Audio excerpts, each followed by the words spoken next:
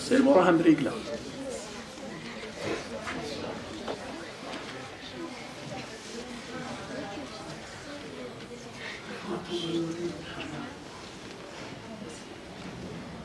C'est bon, Inch'Allah, on peut commencer.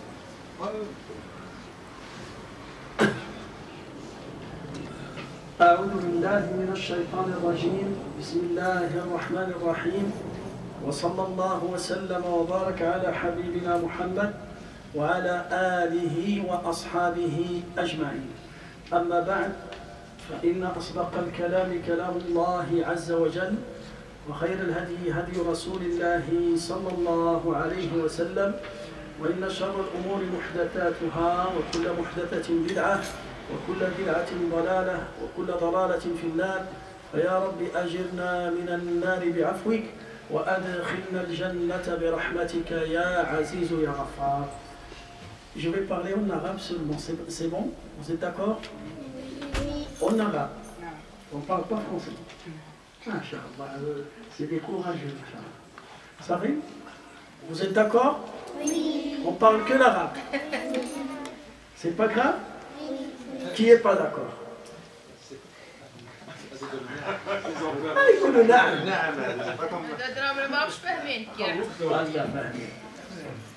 Alors écoutez, là, Inch'Allah Azza wa Jal, on est rassemblés à la mosquée aujourd'hui pour parler sur le prophète Muhammad sallallahu alayhi wa sallam. Vous connaissez le prophète, comment il s'appelle? Comment il s'appelle? Muhammad. Et son père? Dis-moi. Abdullah. Et son grand-père? Abdul Muttalib. Et son grand-père? Abdul Muttalib. Alors moi je vais vous raconter une belle histoire sur le grand-père du prophète. Est-ce que vous êtes d'accord? Avant de parler sur le prophète, on va parler de son grand-père. Mais je ne vais pas parler sur son grand-père Abdul Muttalib. Je vais parler de le père de Abdul Muttalib. Le père de Abdul Muttalib, il s'appelle Hashim. Comment il s'appelle? Hashim. Hashim. Hashim, c'est, regardez, Hashim, c'est le père de Abdul Muttalib. Abdul Muttalib, c'est le père de Abdullah. Abdullah, c'est le père de Muhammad. Est-ce que vous êtes d'accord là? Oui. Alors, Hashim, celui-là, ce monsieur-là,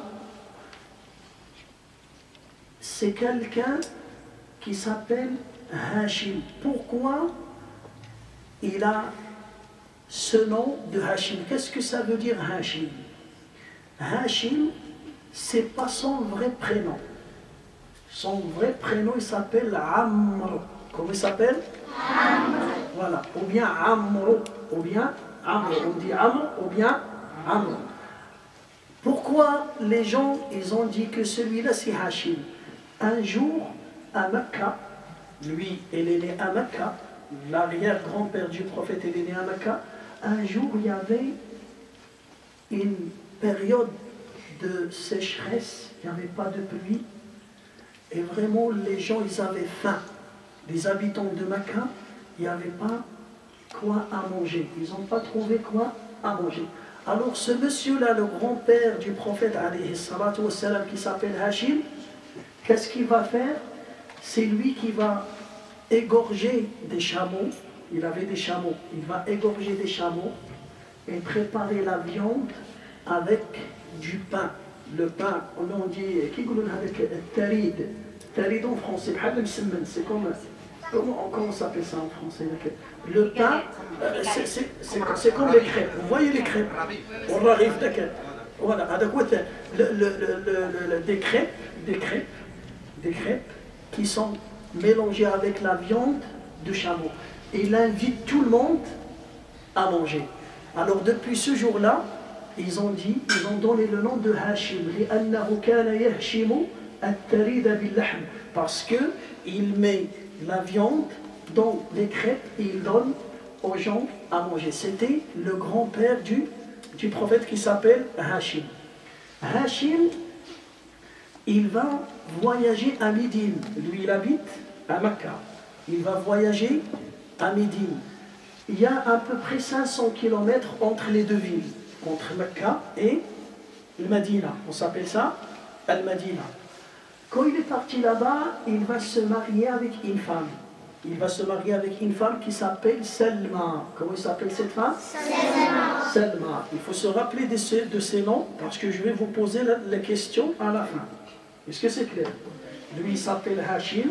Son vrai nom, c'est Amr. Il va voyager à Médine et il va se marier avec sa femme qui s'appelle Selma.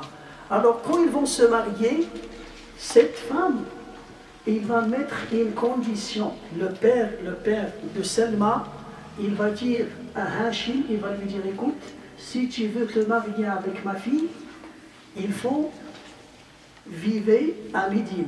Il faut que ma fille vive à Médine. Et s'il y a un enfant, Dieu vous donne des enfants, il faut que les enfants restent avec nous à Médine. Et il a accepté la condition. Il a dit, je suis d'accord. Alors il s'est marié avec Selma, et Selma est tombée enceinte. Il est tombé enceinte. Et lui, c'était un commerçant.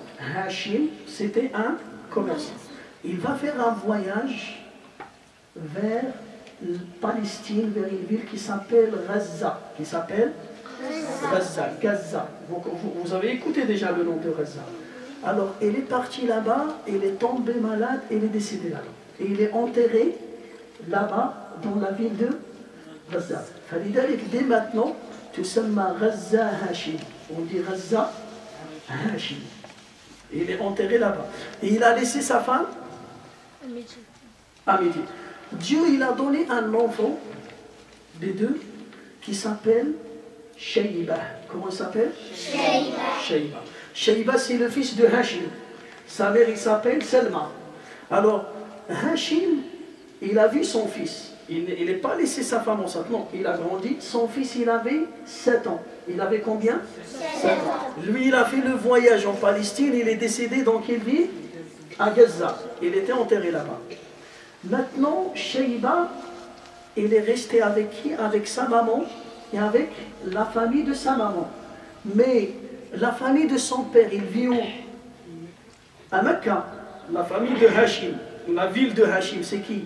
C'est quelle ville? C'est Mecca. Hachim, il a des frères à Mecca. Il a des frères à Mecca. Il y avait un de ses frères qui s'appelle Al-Muttalib. Comment il s'appelle? Al-Muttalib. Al-Muttalib, c'est le frère de qui? Le frère de Hachim. Le frère de Hachim. Hachim, sa femme, comment il s'appelle? Selma. Son fils, comment il s'appelle? Shayba. Shayba. Vous suivez avec moi? Alors là, Al-Muttalib, après le décès de son frère, il est parti à Médine pour visiter son neveu. Shayba, c'est qui pour Muttalib? Muttalib, c'est le frère de Hachim. Le frère de ton père, c'est qui pour toi? C'est ton nom. Et toi, t'es quoi pour lui? Son neveu. Alors le Muttalib, il est parti pour voir son neveu. Quand il est parti, il est arrivé à Médine, il s'est rencontré avec Shayba. Qu'est-ce qu'il va faire? Il va ramener, il va demander à la maman et aux parents de ramener avec lui Shayba à la Mecque. Ils ont dit, il doit connaître la famille de son père. Comme ça, il est grand maintenant, il a 7 ans ou 8 ans. Maintenant, il peut connaître. Alors, il va voyager avec moi à Mecca. Comme ça, il va voir, il va se rencontrer avec ses oncles, avec la famille de son père. La maman était d'accord. Alors, il a monté. Il a fait monter avec lui. Il a ramené Shayba avec lui sur son chameau. Sur son chameau. Dans le trajet, il n'y a que le désert. Là, on parle. Il y a le désert, il y a le soleil. Dans le chemin, quand ils sont arrivés à la Mecque, Shayba, il était bronzé. Il était bronzé. Alors, quand il est arrivé à Mecca, les habitants de Mecca, ils ont dit Al-Muttalib, il a ramené un esclave avec lui. Abdou Al-Muttalib. Depuis ce jour-là, ils ne savaient pas que c'est son neveu. Ils ont dit c'est l'esclave de Abdul Muttalib. C'est pour cela il s'appelle depuis ce jour-là, son surnom c'était Abdou. Et Abdul Muttalib c'est qui? C'est le père de Abdullah. Alors son vrai nom c'est pas Abdul Muttalib, son vrai nom c'est quoi? Shayba. Pourquoi ils ont dit Abdul Muttalib? Parce que quand il est venu avec son oncle, il était bronzé, les habitants de Mecca ils ont dit Abdul Muttalib, ça veut dire l'esclave de Muttalib. Est-ce que c'est clair? Est-ce que ça c'est l'histoire? Pourquoi je vous ai raconté cette histoire? Pour connaître l'histoire de Abdul Muttalib. C'est qui Abdul Muttalib? Abdul Muttalib, son nom c'est Shayba. Son père il s'appelle Hashim. Sa maman il s'appelle Salma. Il est né à Médine. Il est né à Médine. Et il va grandir à Mecca. Là, Abdul Muttalib, lui aussi, il va se marier avec une femme. Et Allah, il va lui donner 10 garçons. 10. Le dernier, c'est qui? C'est Abdullah. Abdul Muttalib, c'est le grand-père. Est-ce que vous suivez avec moi? Oui. C'est pas trop compliqué, non? Est-ce que c'est compliqué? Non. C'est pas compliqué. Alors, suivez avec moi. Je vais vous poser les questions. C'est bon? Vous êtes d'accord? Là, je vous ai raconté l'histoire de Hashim. Là, si vous avez remarqué, Hashim, est-ce qu'il était généreux ou il était radin? Hein? La preuve de sa générosité, c'est quoi? C'est qu'il a égorgé des chameaux pour nourrir des gens et pour nourrir des pauvres. C'est vrai ou pas? Et il a égorgé ces chameaux. C'est comme maintenant quelqu'un, les chameaux à cette époque-là, c'est comme les voitures maintenant. C'est comme quelqu'un, il va vendre sa voiture pour acheter la nourriture aux pauvres. Celui qui fait ça, est-ce que c'est quelqu'un qui est généreux ou c'est quelqu'un qui est radin? Il est généreux. Il est bien. Ce qu'il a fait, c'est un acte qui est aimé par Dieu. Alors, Hashim, il était comme ça. Son fils Abdul Muttalib, et son vrai prénom c'est Shayba. Lui aussi, il va se marier avec qui? Avec une femme. Et Dieu, il va lui donner 10 garçons. Le dernier, c'est Abdullah. Le premier s'appelle Abdullah. Il s'appelle? Au milieu, on peut trouver Hamza. Hamza, c'est qui Hamza? Vous connaissez Hamza? Oui. C'est qui? C'est l'oncle du prophète.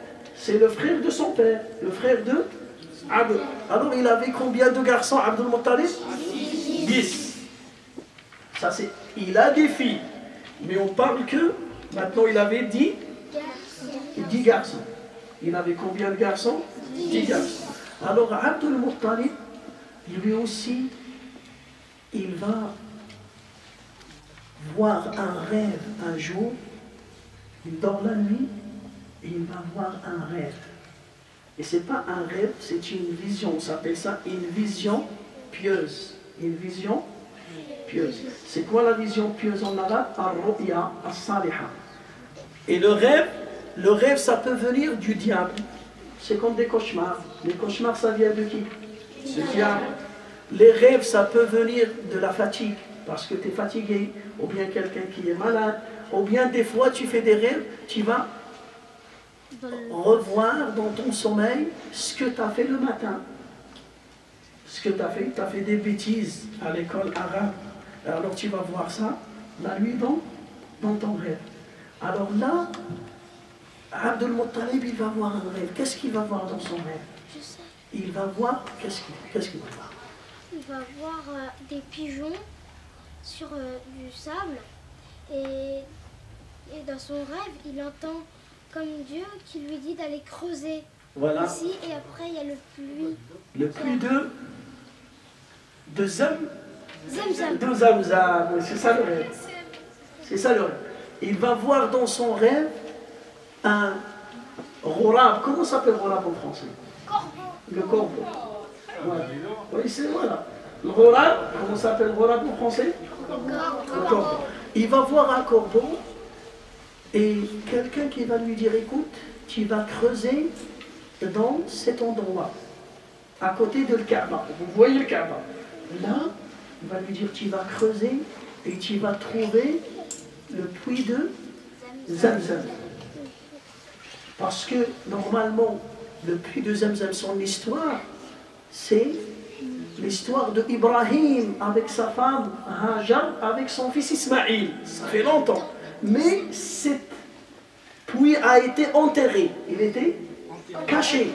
Et maintenant, Abdul Muttalib, il voit dans son rêve quelqu'un qui lui dit, va, tu vas creuser à côté, tu vas voir des corbeaux. Et tu vas trouver la maison des fourmis. Tu vas trouver des fourmis. Alors là, entre les pigeons, entre les corbeaux et les fourmis, il faut creuser là, tu vas trouver l'eau de Zamzam. Il voit le rêve, la première nuit. La deuxième nuit, c'est la même chose. La troisième, alors là, il dit, ça se répète 3 fois. Et c'est la même chose. Alors il est parti, il a commencé à... Dans ce moment-là, quand il était en train de creuser, il avait un seul garçon seulement. Il avait combien de garçons? Il avait un seul. Quand il a trouvé l'eau, les gens de la Mecque, les voisins, ils sont venus voir, ils ont dit, nous aussi, on a droit de boire ce eau, on doit partager. Et ils l'ont forcé. Et lui, il n'a pas trouvé quelqu'un qui va le défendre. Il a combien de garçons? Alors il était tellement énervé, il a subi l'injustice. Alors il dit, ya Allah, si tu me donnes 10 garçons qui veulent me défendre, je vais égorger un pour toi. Je vais sacrifier, égorger un pour... Là on parle des gens, ce n'est pas des musulmans. Là, à cette époque-là, il n'y a pas... Est-ce qu'il y a le prophète maintenant? On parle de qui? De son grand? Il n'existe pas encore. Alors là, ce n'est pas des musulmans. Quand vous écoutez, il veut égorger son fils, c'est des gens qui n'avaient pas de religion. C'est des gens qui adoraient des pierres, des monuments, des statues. Alors ils n'avaient pas une loi à suivre, ou bien une religion qui dit que c'est interdit de faire ça, c'est pas bien de faire ça, Dieu il va te punir, ou bien aller à le paradis, à l'enfer. Ça n'existe pas ça. Alors là, il a décidé d'égorger un. Si, mais la condition c'est quoi? Si tu me donnes 10, je vais égorger le dernier. Il a dit, je vais égorger. Alors Dieu, il va lui donner 10, et le dernier, ça sera qui? Ça sera Abdullah. Le père, est-ce qu'il va l'égorger? Pourquoi il ne va pas l'égorger? Parce qu'il y a une dame qui l'a appelé, elle a pris des flèches, elle lui a dit de tourner. Après, elle a dit que si ça va dans la direction des chameaux, tu égorges tous tes chameaux. Si ça va dans la direction d'Abdullah, tu égorges Abdullah. Et après, c'est... Et la flèche, elle est partie vers où? Vers les chameaux. Vers? Les chameaux. Vers les chameaux. Mais pourquoi il ne l'a pas égorgé? Parce que il est resté vivant, il s'est marié, il a eu son fils qui s'appelle Mohammed. Alors là, il a décidé d'égorger Abdullah. Mais là, les gens, sa famille, ses enfants, sa femme, ils ont dit non, tu n'as pas le droit d'égorger ton fils. Et c'est le dernier en plus. C'est le plus petit de la famille. Normalement, c'est le prince de la famille, c'est vrai ou pas? C'est le dernier, qu'est-ce que tu fais? C'est pas... Alors lui, il a dit, j'ai donné une promesse à Dieu. Moi, j'ai dit, oh mon Dieu, si tu me donnes 10 enfants, je vais faire. Alors c'est pour cela, là, faites attention. Écoutez, des fois, c'est pas bien de donner des promesses qu'on ne peut pas faire. Ou bien de donner des promesses à Dieu sur des choses qui sont interdites. Par exemple, moi, je vais dire, oh mon Dieu, si je réussis à l'école, je vais voler la trousse de mon ami. Si tu me donnes la réussite à l'école, je vais faire quoi? Je vais voler la trousse de ma copine ou bien de mon ami. Est-ce que je dois respecter cette promesse? Non. Parce que tu veux faire un péché. Tu veux faire l'injustice. Alors aussi, Abdul Muttalib, qu'est-ce qu'il dit? Nous, dans notre religion, c'est interdit de faire ça. Un jour, entre parenthèses, écoutez cette histoire. Un jour, il y avait une femme, elle était emprisonnée chez des voleurs. Des voleurs, ils ont kidnappé cette femme, il était emprisonné. Et cette femme, à l'époque du prophète, il a vu une chamelle. Il a vu une chamelle. Il a monté sur la chamelle. Il commence à courir. Il s'est échappé. Et dans le chemin, il était sur la chamelle. Il a dit, oh mon Dieu, si je réussis à me sauver, je vais égorger la chamelle pour toi et je vais donner sa viande aux pauvres. Cette femme, elle est arrivée à midi et elle est partie voir le prophète. Il lui a dit, ya Rasulallah, voilà, j'étais kidnappé par des voleurs et Dieu, il m'a sauvé grâce à cette chamelle. Et j'ai donné une promesse à Dieu. J'ai dit, oh mon Dieu, si je réussis à me sauver grâce à cette chamelle, je vais l'égorger pour toi et je vais donner sa viande. Le prophète, il s'est énervé contre cette femme. Il lui a dit, cette chamelle, il t'a aidé, il t'a sauvé, et c'est comme ça que tu veux la récompenser. Est-ce qu'il mérite de mourir, cette chamelle? Non. Pourquoi? Parce qu'il a aidé cette femme à s'enfuir, à trouver sa liberté. Alors le prophète, il lui a dit, non, ne fais pas ça. C'est interdit. Pourquoi? Parce qu'il a donné une promesse de faire un mal. Quand tu donnes une promesse, oh mon Dieu, si tu guéris ma mère, si tu guéris ma maman, je vais taper mon frère. Par exemple. Je vais gifler ma soeur. Est-ce que c'est autorisé de faire ça? Non. Mais par exemple, si tu dis, oh mon Dieu, si tu guéris ma mère, je vais donner 1 euro à un pauvre. Là, il faut le faire là. Si tu me donnes la réussite à l'école, je vais acheter un pack de bonbons et je vais partager avec mes amis. Là, tu dois le faire parce que c'est un bien. Alors là, Abdul Muttalib, il a donné une promesse à Dieu. Est-ce que sa promesse, elle était bien ou elle était mauvaise? Parce qu'il veut faire quoi? Il veut égorger son fils. Dieu lui a donné 10 et lui, il veut égorger 1.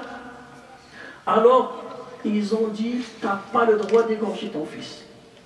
Qu'est-ce qu'il a fait? Il est innocent, il est encore petit, il n'a rien fait. Alors ils ont cherché une solution, ils ont trouvé la solution, ils sont partis voir une dame. Ils ont dit à cette époque c'était une sorcière ou bien une voyante. Ils sont partis la voir et cette femme il a dit, écoutez, si vous ne voulez pas égorger votre fils et vous ne voulez pas aussi trahir la promesse que vous avez donnée à Dieu, alors là, tu vas mettre 10 chameaux là et ton fils là. Et tu vas mettre le tirage au sort. C'est quoi le tirage au sort? Ça veut dire, c'est quoi le tirage au sort? Si ça tombe sur la personne. Ou bien, ils vont mettre des cibles. Alors ils ont mis une pierre rouge. Là, c'est les chameaux. Et la pierre noire, c'est Abdullah. Et ils vont appeler quelqu'un pour choisir. Le premier, quand il est venu pour choisir, il a choisi quelle pierre? La pierre rouge. Alors on doit égorger qui? Abdullah. Alors, la dame, il a dit rajouter 10 chameaux. Ils ont rajouté. Là, il y a combien de chameaux? 20. Appelez le monsieur, qu'est-ce qu'il va choisir? Il va choisir aussi la pierre rouge. Ça tombe sur Abdullah. Et lui, il ne veut pas égorger son fils. Qu'est-ce qu'il doit rajouter? 10 chameaux. Il tombe encore sur Abdullah. Il va rajouter. Alors il a rajouté jusqu'à 100 chameaux. 100 chameaux. Après, il appelle le monsieur. Et le monsieur choisit la pierre noire. Alors Abdul Muttalib, il a égorgé 100 chameaux pour laisser Abdullah vivant. Alors regardez l'histoire de qui ça? C'est l'histoire de Abdullah. Il va grandir à Mecca. Il va grandir où? À Mecca. Avec son père Abdul Muttalib. Quand il va grandir à Mecca, Abdullah, il va passer son enfance à Mecca. Abdullah, il a la famille à Médine ou pas? Abdullah, est-ce qu'il a de la famille à Médine ou pas? Oui. Abdul Muttalib, sa mère il est où? Il s'appelle comment? Salma. Sa mère il vit où? Abdul Muttalib. À Médine. Salma c'est la grand-mère de Abdullah. Salma c'est la grand-mère de... Alors Abdullah il est parti à Médine pour visiter sa grand-mère. Pour visiter sa grand-mère. Et il avait à peu près l'âge de 24 ans ou 25 ans. Il est parti pour rendre visite à sa grand-mère et il va se marier là-bas avec sa femme, la mère du prophète, comment il s'appelle?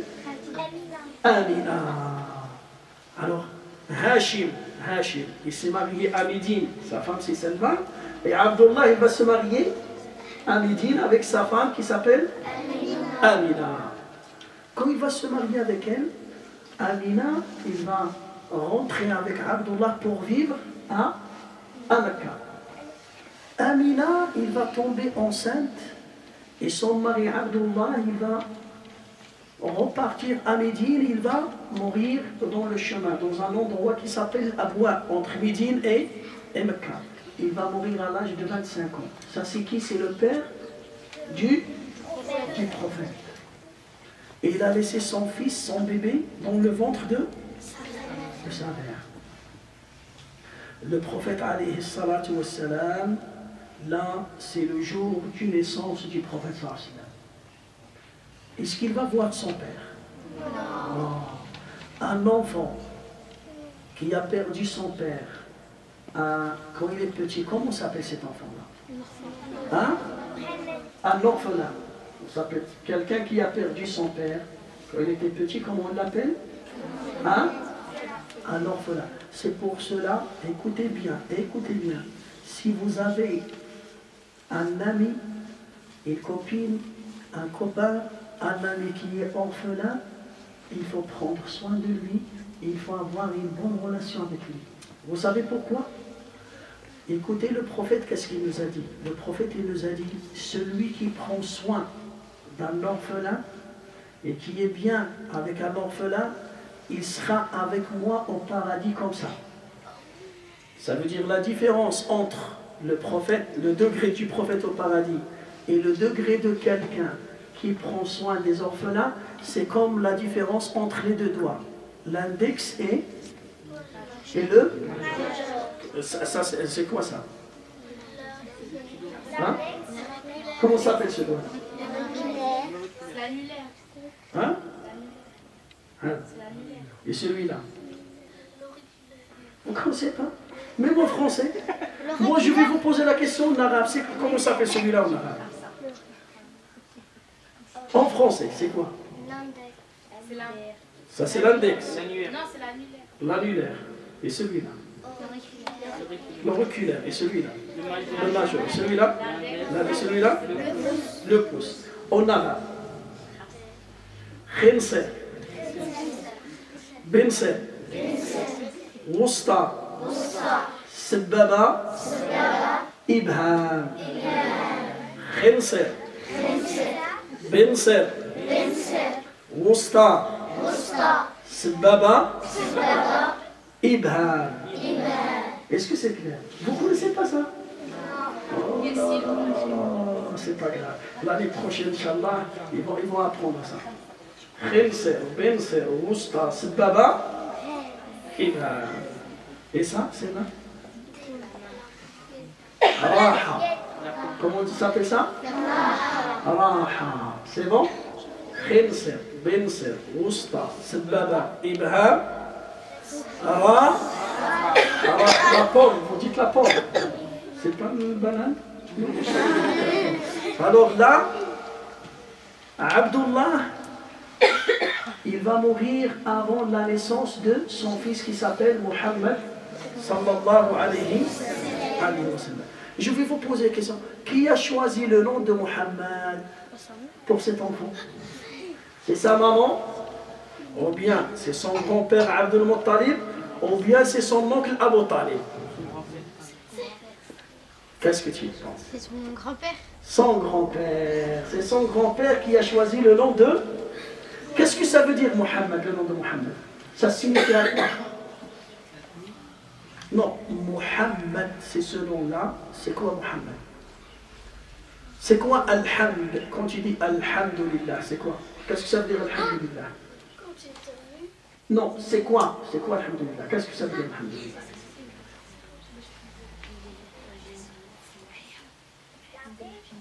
Qu'est-ce que ça veut dire Alhamdulillah? Non, je ne parle pas à quand je... Ashhadu an la ilaha illallah. Ça, barakallahu fik, Hassan jiddan. Qu'est-ce que ça veut dire Alhamdulillah?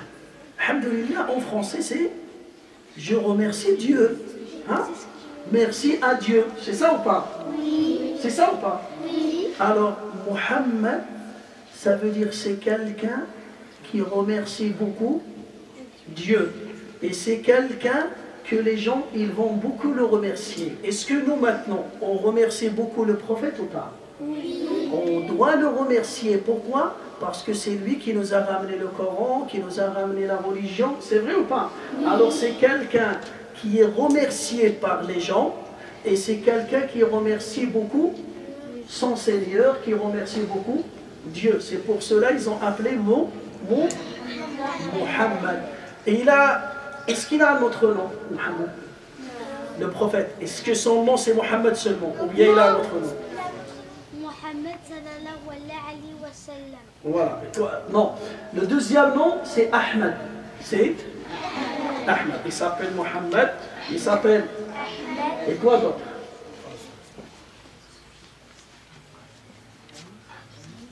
Non, Amin, c'est pas ça. Muhammad, Ahmad, Al-Hashir. Il s'appelle Al-Hashir. Quatrième, Al-Aqib. Et Taha. C'est le nom du prophète Taha? C'est son nom? Taha. Alors rappelez-vous, Muhammad, Ahmad, Al-Hashir, Al-Aqib. C'est bon? Le prophète sallam, est-ce qu'il avait un surnom? Oui? Abul Qasim. Abu.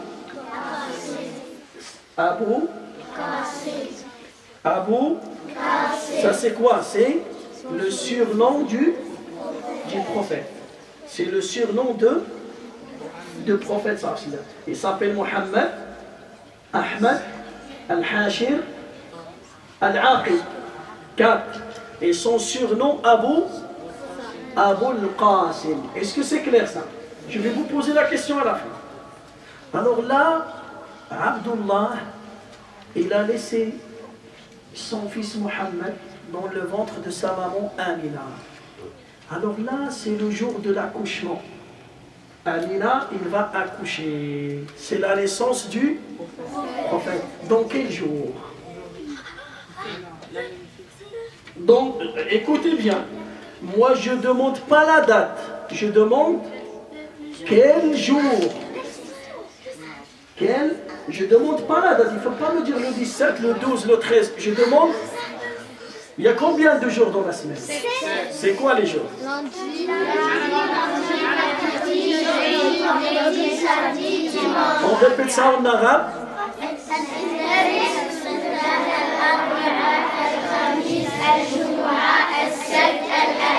Voilà. Alors, dans quel jour? Zida ou Dihla, toi? Dans quel jour? Dans quel jour? Lundi, mardi, mercredi, jeudi, vendredi, samedi, dimanche. Qu'est-ce que tu choisis? Samedi. Il a choisi samedi. Ok, on va voir. Dans quel jour? Il a choisi samedi, elle. Et toi? Lundi, il te reste mardi, mercredi, jeudi, vendredi, samedi. Qu'est-ce que tu choisis? Vendredi? C'est bon? Dimanche. Il a choisi dimanche. Et toi, qu'est-ce que tu choisis? Mercredi. Voilà.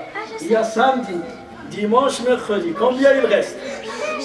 Il reste lundi, mardi, jeudi et vendredi. 4 jours. Qu'est-ce que c'est chose? Vendredi.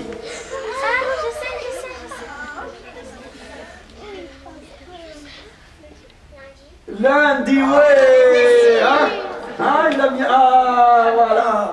C'est. Allez, on a plus. Oh, c'est fort, toi. Comment tu t'appelles? Comment tu t'appelles? Mohamed Amin en plus. C'est juste, hein? Bonne réponse. C'est un lundi. Le jour de naissance du prophète, c'est quel jour? Lundi. Et en arabe? Al-Ithnaïn. Al-Ithnaïn. C'est bon? Alors là, c'est le jour de sa naissance. Maintenant, dans quel mois était la naissance du prophète? Le mois, dis-moi. Rabi' al-Awwal. C'est quoi Rabi' al-Awwal en français? C'est février ou mars? C'est janvier? C'est janvier. Non. C'est le 3e mois. C'est le 3e mois. Muharram, Safar, Rabi' al-Awwal. Rabi' al-Awwal. Voilà. Là, c'est le mois. Maintenant, dans quelle année? Dans quelle année? Dis-moi. L'année de l'éléphant. Pourquoi on a donné ce nom à cette année-là? L'année de l'éléphant. Oh oui. Qui peut nous raconter l'histoire pourquoi on a dit l'année de l'éléphant? Tu peux toi? Allez, dis-moi. Parce qu'avant, il y avait un roi, comme il était jaloux de... Comment il s'appelle le roi? Comment il s'appelle le roi?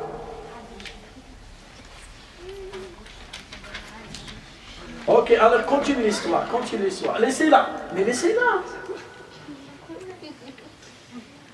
Raconte l'histoire seulement. Il y avait un roi, il était jaloux de la Mecque. Après, il a envoyé des éléphants pour la Mecque. Pour détruire la Kaaba, pas la Mecque, pour détruire la mosquée. Et est-ce qu'il a réussi à détruire la mosquée? Qui a sauvé la mosquée? Avec quoi? Avec des pigeons, des oiseaux. C'est ça? Alors dans cette année-là, où il s'est passé cet événement, était la naissance du prophète Mohammed sallallahu alayhi. Quand il est né le prophète, est-ce qu'il était prophète? Il n'était pas prophète. Il était un bébé normal, c'est ça. Alors tout le monde, écoutez celle-là. Tous nous pareils là, quand on va sortir dans cette vie, dans le jour de naissance, c'est un bébé. On va dire une petite fille ou bien un petit garçon. Un bébé, c'est vrai ou pas? Mais à quel moment il va? C'est le jour où il va grandir. Qu'est-ce qu'il va faire dans sa vie? S'il fait des bonnes choses, les gens ils vont parler de lui, ils vont dire c'est quelqu'un de bien, il a fait ça. Et s'il fait des mauvaises choses, ils vont dire il n'était pas. Ça veut dire à chacun d'entre vous maintenant de choisir qu'est-ce que tu veux faire dans l'avenir. Il faut bien choisir un métier, ou bien un travail, ou bien des études pour aider les gens et pour être utile dans cette vie. Est-ce que c'est clair? Il ne faut pas choisir des métiers qui sont mauvaises, ou bien faire des études qui ne sont pas bien, qui sont contre Dieu, ou bien contre le prophète, ou bien contre la religion, ou bien contre les gens. Non, il faut choisir des choses qui sont bien pour servir les gens. Pour servir les gens. Est-ce que c'est clair? C'est le temps. Et moi, Inch'Allah, on va s'arrêter là. On pose des questions, on peut poser des questions maintenant. Inch'Allah, écoutez, je vais vous poser des questions sur ce que je vous ai raconté. Est-ce que c'est clair? Oui. Mais il faut pas le bruit. Celui qui lève son doigt, je choisis quelqu'un, c'est lui qui répond. Il ne faut pas répondre à sa place. C'est un cadeau pour moi. Merci. Je vais la garder. Est-ce que vous êtes d'accord? Je vais la garder. Oui. Bon, le mieux de garder ou de partager? Hein? Qui est le mieux? Je garde ça. 1, 2, merci. Je garde ou je partage? Celui qui garde pour lui, c'est un généreux, c'est un radin. Et celui qui partage, un généreux. Le grand-père du prophète, qui s'appelle Hachim, il était généreux, il était radin? Généreux. Ok, je vais choisir quelqu'un qui va m'expliquer pourquoi il était généreux. On choisit un garçon et après une fille. Pourquoi? Parce qu'il y a beaucoup de filles plus que les garçons, c'est ça. On choisit une fille, qu'est-ce que vous pensez? Explique-moi pourquoi il était généreux. Qu'est-ce qu'il a fait? Parce qu'il a égorgé ses chameaux. Oui. Après, il l'a mis dans une crêpe et après, il l'a donné aux gens. Il l'a donné aux gens gratuitement. Voilà. Est-ce que la réponse est juste? Oui. La réponse est... Moi aussi, je vais égorger le paquet. Je vais te donner des bons. C'est bon? Je vais ouvrir ou je vais égorger là? Je vais égorger, je vais l'égorger comme ça. Alors là, je lui donne... Attends, il y a combien de secondes? Il faut... Tiens, on lui donne un bonbon ou deux? Deux. Ils ont dit deux. C'est bon? Voilà. Ça, c'est la réponse est juste. Là, je vais poser la deuxième réponse. La deuxième question. Hachim, on parle de... C'est quoi son vrai prénom? Une fille. Amr, oui, c'est vrai ou pas? Un bonbon ou deux? Tiens. Maintenant, la troisième question, toujours sur Amr, sur Hachim. Il est décédé dans quelle ville? Un garçon maintenant. Toi. Ah, c'est faux. Une fille. Une fille. Toi.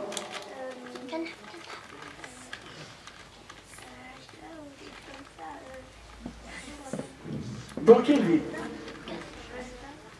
C'est faux. Un garçon. Dans quelle ville? Khamza. C'est quoi? C'est pas Khamza. C'est pas Khamza. Qui peut dire le... C'est faux. Non. Non. Gaza, voilà, c'est juste. Gaza, tiens. Comment il s'appelle la ville? Gaza. Dites. Gaza. Gaza. Voilà. Là, la deuxième question. Gaza, il se trouve dans quel pays? Un garçon maintenant. Dis-moi. En Palestine, oui. Tiens. Voilà. Ta mu'allima, c'est qui ta mu'allima? Oh, mashallah, mashallah, mu'allima. C'est qui ta mu'allima, toi? Oh là là, mashallah, mashallah. Qui est la meilleure mu'allima là? Qui est la meilleure mu'allima? Pour toi. C'est ça, Mira, c'est juste. C'est juste. Alors là, on a fini avec Hachim. Hein? Maintenant, la femme de Hachim, comment il s'appelle? Maintenant, c'est une fille. On va choisir une fille. Dis-moi. Selma. Maintenant, la deuxième question. Tous, vous allez prendre des bonbons, mais il faut répondre. Il faut répondre. Alors, Selma, de quelle ville? Un garçon maintenant. Non, toi t'as pris, c'est bon. Celui qui a pris, non. Dis-moi. Médine. Médine, tiens. Voilà. Qui est ta mu'allima maintenant? La meilleure mu'allima, c'est qui? Oui, c'est juste. C'est juste là, bravo. Bravo, c'est juste là. Là, à Médina, Selma. Là, écoutez. Hachim, quand il s'est marié avec Selma, c'était quoi la condition du mariage? Une fille maintenant. Une fille, hein? Dis-moi. Qu'il reste toujours Hein? Médine. À Médine, oui, bien, c'est ça, c'était ça. Bravo, tiens. Voilà. Selma, il avait un garçon, comment il s'appelle? Voilà. Comment il s'appelle? Shayba. Comment? Shayba. Voilà, Shayba. C'est juste ou pas? Voilà. C'est quoi la différence entre Shayba et Abd al-Muttalib? Qui connaît la différence entre Shayba et Abd al-Muttalib? Dis-moi, toi. Tu lèves tes doigts, allez, dis-moi. C'est la même personne. Voilà. Est-ce que c'est la même personne? C'est la même personne. Qui peut me raconter l'histoire pourquoi Shayba il a pris le nom de Abd al-Muttalib? C'était quoi l'histoire? Vous vous rappelez, je vous ai raconté pourquoi. C'est Shayba, son oncle il est parti le chercher. Pourquoi? Qui peut me raconter l'histoire?